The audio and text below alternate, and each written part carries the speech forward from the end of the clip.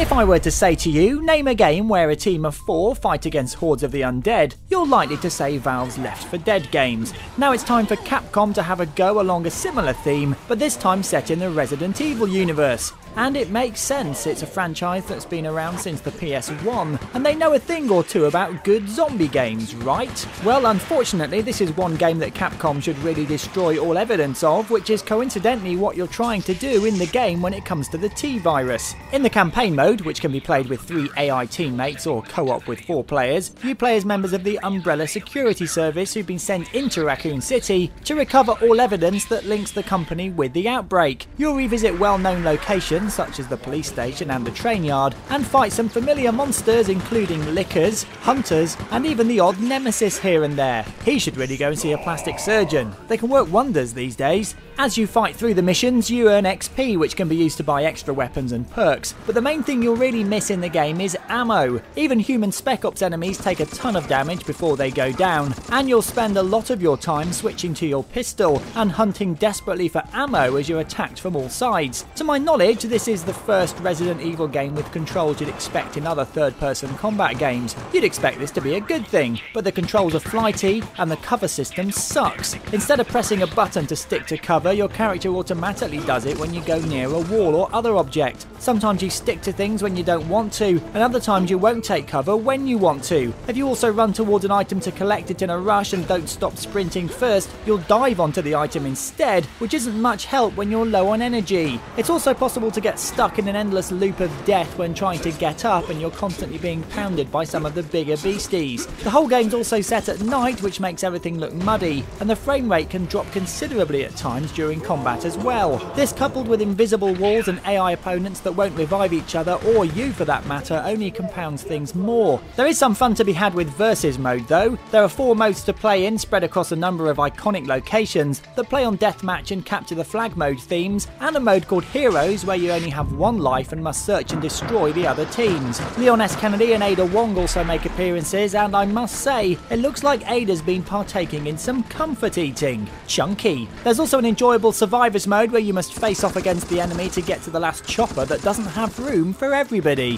This game is incredibly flawed in many ways, and it's difficult to recommend it. If you want some recent Resident Evil co-op action, I'd recommend the superb Resident Evil Revelations on the 3DS. If you just want to shoot zombies, then Left 4 Dead and its sequel are much more fun and less frustrating to play. Operation Raccoon City just scrapes a 5 out of 10. You've been watching a review from Gamesweasel. If you want to get the show each week, which includes video game reviews, news, previews, competitions and special features, then head over to Gamesweasel.com for our video podcast, Gamesweasel TV. Gamesweasel.com